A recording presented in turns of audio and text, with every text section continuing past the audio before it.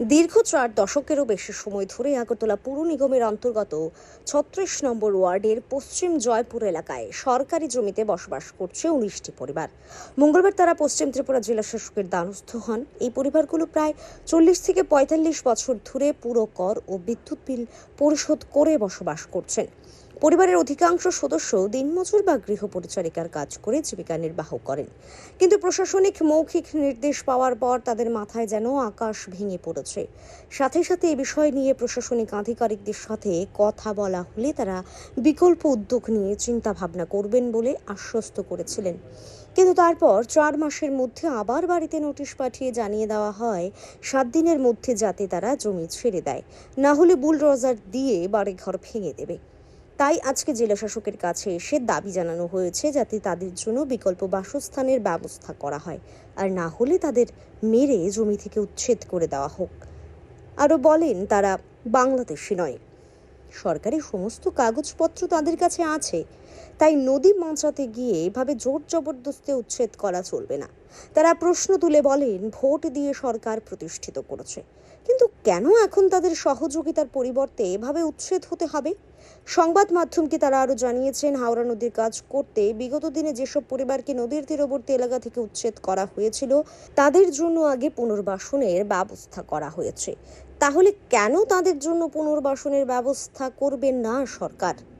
জোর জবরদস্তি করে উচ্ছেদ চলবে না, কারণ জমি কেনার মতো আর্থিক সামর্থ্য নেই বলেই তারা জানান। এর আগে এলাকার কর্পোরেটর ও বিধায়কের কাছেও সাহায্যের জন্য আবেদন করেছিলেন তারা, কিন্তু সময়সীমা প্রায় শেষ হয়ে আসায় তারা সরাসরি জেলা শাসকের দ্বারস্থ হন।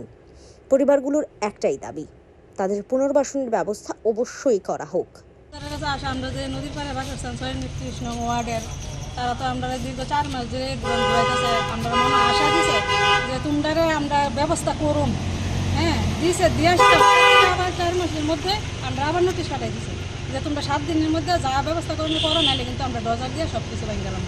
তাহলে এটা করলে তো হইতো না। আমরা হঠাৎ করে এত গরিবের বাচ্চা কাচ্চা লইয়া কইতাম আমরা গরিব মানুষ, হ্যাঁ তারা যে এটি করলো এটি তো হইতো না। তো আমরা উদ্দেশ্য হইতে আমরা বাসস্থান দিয়ে আপনারা জায়গা করেন, বাড়ি করেন, নদী করেন, রাস্তা করেন, আমরা কোনো দেখবো বিষয়। আমরা সরকার মাসে মাসে বছর বছর ট্যাক্স দিয়ে যেতেছি, আমরা কোনো তার প্রতি আমরা কোনো নেই, আমরা একটা ব্যবস্থা করতাম। ৪৫ বছর ধরে আছি, মানে আমরা বয়স ৪৫ বছর, শাশুড়ি আমল থেকে আমরা এখানে, কেউ আছে ৩৫ বছর, কেউ আছে ৪০ বছর, আমরা বছর ৪০ হয়েছে না, আমরা শ্বশুর শাশুড়ি আমল থেকে আমরা এখানে আছি। যদি আমরা কোনো ব্যবস্থা না পাই আমরা উঠতাম না, তারা আনলেও না আমরা মারা লাগ, আমরা কোনো কিছু করার নেই, মায়েরা উড়াই লাগ। তারা যদি নদীর পর বাঁধতো ১০ জন বাঁচাইতো গিয়া 5 জন মেরা তারা মারা লাগ, আমরা কোনো কিছু করার নেই। কারণ দিয়েছিল আমাদেরকে নিয়ে একটা সার্ভে হবে, ব্যবস্থা করবে তারা, কিন্তু কোনো ব্যবস্থা না করার কারণে তারা আবার আমাদেরকে এই দ্বিতীয়বার আবার নোটিশ পাঠিয়েছে। তারা এই বলেছে যে আপনারা 7 দিনের মধ্যে ওঠার জন্য।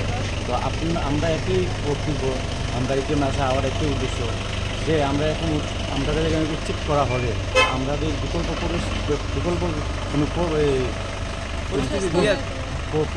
বিকল্প কোনো ব্যবস্থা না করে আমাদেরকে কী বলবো। আর আমরা ছোটো ছোটো বাচ্চা আছে, তারা পরীক্ষাও চলবে, কিছুদিন পরে তারা পরীক্ষাও আছে।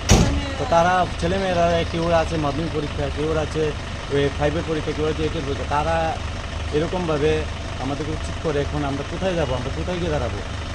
আমরা সবার কাছে গিয়ে এসেছি, কিন্তু তারা কেউ আমাদেরকে নিয়ে কোনো পড়াশুনো আমাদেরকে তো নিয়ে হেল্প নেই। তো আমরা কোথায় যাবো এখন? আমরা এটার জন্যই আমরা এখন স্যারের উদ্দেশ্যে আমরা যাতে কতটা পরিবার আছে? আমরা টোটালি 19টা পরিবার আছে।